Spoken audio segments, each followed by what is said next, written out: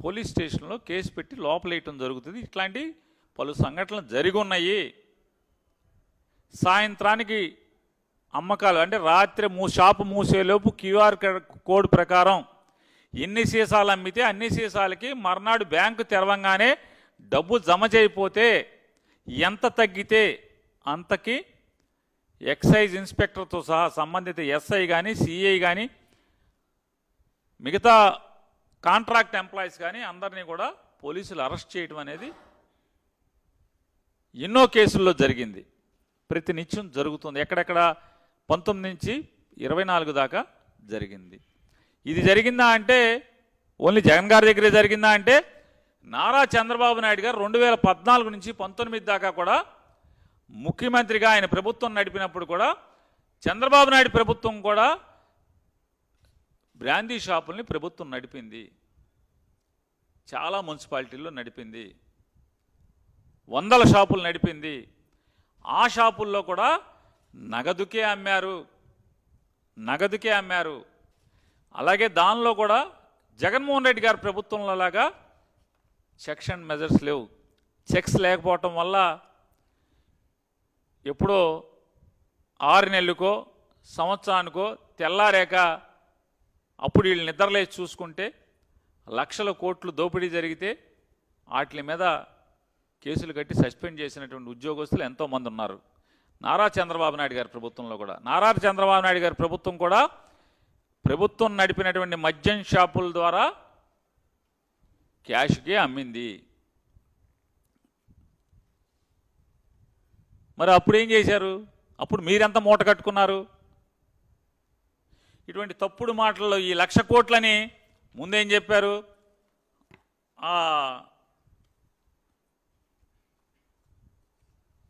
వాసుదేవ్ రెడ్డి కీలకం అని చెప్పి మాట్లాడారు. ఇవాళ ఈ 11 కోట్లు ఏం చెప్తారంటే మొత్తం వార్తలు ఇస్తున్నారు. 12 డబ్బాల్లో 12 అట్టపెట్టెల్లో 11 కోట్ల నగదు దొరికింది. ఆ నగదు 2004 జూన్లో దాచుకున్నాడంట రాజకేశిరెడ్డి.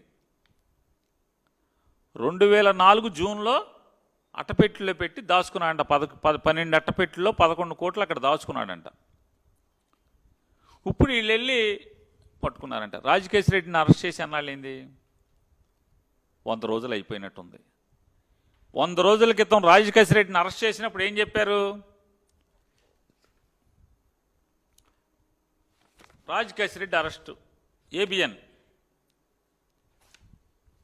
కలుగు నుంచి బయటకు వచ్చిన లిక్కర్ డాన్, గోవా నుంచి విమానంలో హైదరాబాద్కు, అట్నుంచి చెన్నైకి వెళ్ళాలని పథకం, రాజు ఎత్తుకు సిట్టు చెక్కు, వైసీపీ వాళ్ళ మధ్యాహ్నం బేరాలేసి తప్పించుకుని తిరుగుతున్న ఆయన ఎత్తు చిత్తు చేశారంట పోలీసులు. దీంట్లో ఇతను రాస్తారేంటంటే అతను ఒక మేధావి, పెద్ద క్రిమినల్, సూత్రధారి, పాత్రధారి, అసలు అతను మేధస్సు అమోఘం, పెద్ద స్కామ్ చేశాడు, అది ఇదని చెప్పి అతన్ని అంటే అతని బుర్ర చాలా క్రిమినల్ బుర్ర, ఎవరికి దొరకదు, అద్భుతమైన మేధావి, ఆహా ఓహో ఇంత క్రిమినల్ ఇంత లిక్కర్ డాను మనకెక్కడ దొరకడు ప్రపంచంలో అని చెప్పి ఆకాశానికి ఎత్తి రాస్తారు వాళ్ళ పేపర్లోనే. మరి ఇంత ముదురయ్యండి ఈ రాజకేశిరెడ్డి అనేవాడు, ఇంత ముదురయ్యండి పెద్ద క్రిమినల్ లిక్కర్ డాన్ అయ్యి 100 రోజుల క్రితం మరి ఇంత క్రిమినల్ అయితే నాకు చిన్న అనుమానం, గోవా నుంచి హైదరాబాద్ విమానంలో వస్తాడు ఎవడన్నా క్రిమినల్, పెద్ద ముదురు క్రిమినల్ ఎందుకు వచ్చాడు? మీరు మాట్లాడుకోబట్టి వచ్చి ఉంటాడు, లేకపోతే ఎందుకు వస్తాడు మీరు చెప్పండి. ఎవడన్నా తప్పించుకునేవాడు అంత మేధావి, అంత క్రిమినల్, అంత బద్ద లోతైన బుర్ర ఉన్నాడు, అంటే క్రిమినల్ ఆలోచనలు ఉన్నాడు, లిక్కర్ డాన్ అయినాడు, ఆధార్ కార్డు పెట్టి పాస్పోర్ట్ పెట్టి ఫ్లైట్ టికెట్ కొనుక్కుని రెడ్ కార్నర్ నోటీస్ ఉండగా విమానంలో వస్తాడు. మీరు సొద చెప్పాలి, పోలీసు ఆహా ఓహో ఎత్తుకు పై ఎత్తు చిత్తులు మీరు రాయాలి, మీరు నమ్మాలి. ప్రజలు ఆలోచించండి ఒకసారి. ఇతను పెద్ద క్రిమినల్ అంటున్నారు, బుర్ర పాదరసం అంటున్నారు, లిక్కర్ డాన్ అంటున్నారు, 1,00,000 కోట్లు ఎత్తేసాడు ఇతను అంటున్నారు. ఇంత ముదురంట గోవా నుంచి మనం ఆధార్ కార్డు పెట్టి పాస్పోర్ట్ పెట్టి టికెట్ కొని హైదరాబాద్ వచ్చాడు, మేము చిత్తు చేసి పట్టుకున్నాం పారిపోతుంటే విదేశాలకని. మరి అంత ముదురు ఈ 11 కోట్లు మీకోసం అక్కడే ఉంచాడా ఇప్పుడు దాకా? ఇవాళ ఏంటంటే ఏ డబ్బు దొరికినా, ఎక్కడ ఎవరి దగ్గర ఏ డబ్బు దొరికినా, ఎందుకంటే సంవత్సర కాలంగా ఎక్కడా దీనికి ఆధారాలు దొరికిన పరిస్థితులు లేవు ఎక్కడా కూడా. ఎందుకంటే స్టోరీలు కథలు తప్పితే, ఇదో సినిమా స్టోరీలాగా కథలు చెప్పుకుంటూ వెళ్తామే తప్పితే ఎక్కడా కూడా ఆధారాలు దొరకని పరిస్థితి. ముందేం చెప్పారు?